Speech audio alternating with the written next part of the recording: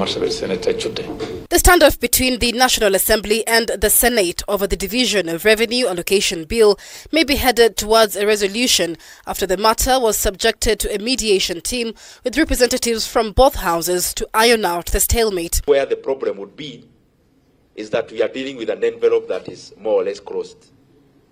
Closed meaning the monies in the envelope can only be rearranged because the country is racing towards a deficit of 2.9% of deficit to GDP ratio. If we look at the base that is being used now, the audited accounts that are being referred to are more than 3-4 years old. Ladies and gentlemen, really. In the Division of Revenue Bill 2024, tabled by the National Assembly Budget and Appropriation Committee, out of the total 2.9 trillion shilling shareable revenue, the national government will have the lion's share of 2.5 trillion shillings, while counties will get 391 billion shillings and an equalization fund amounting to 7.8 billion shillings. The stalemate arose after Senate amended the proposed equitable share to counties to 415 billion shillings, while the National Assembly set a ceiling of 391 billion, creating a 24 billion shilling deficit. The Council of Governors had, however, presented their demand of 450 billion shillings as their minimum revenue share estimates, to include 439.5 billion shillings as the equitable share to counties and 10.52 billion for the road maintenance levy. Senators should be empowered more for the purpose of oversighting the county governments, and I think we should be adding more money for oversight than more money to the counties, because the senators should be given power to be able to oversight the money that they give to the county government. Not looking for additional resources. We just have to adjust within the resources that have been availed in the budget.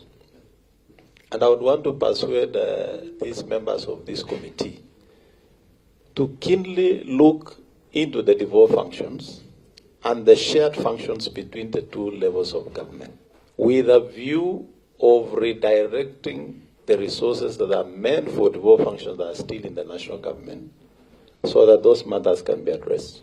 The county bosses argue that emerging items that will occasion extra expenditure by counties must be factored in, such as the new mandatory National Social Security Fund (NSSF), the Social Health Insurance Fund (SHIF), and housing levy contributions. The counties will also pay community health promoters 3.23 billion shillings, as well as 5.6 billion shillings for medical equipment services, 2.8 billion shillings for the integrated payroll and personnel database, and 5.8 billion shillings to cater for the 2017 collective bargaining agreement signed with doctors.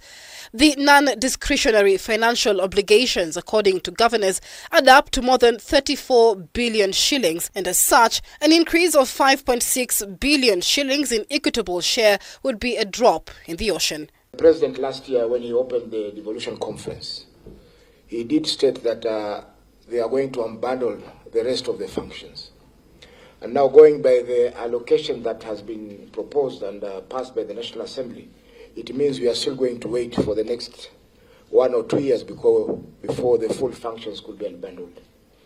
Now, coming to the figures, what we are asking for is a reasonable percentage of the growth in revenues of the national government. While poking holes into the figure raised by the National Assembly, senators have rallied around a report prepared by the Finance and Budget Committee that recommended that counties be allocated 415.9 billion shillings. By proposal, this 4 billion from a conditional grant, then we first shift it to shareable revenue.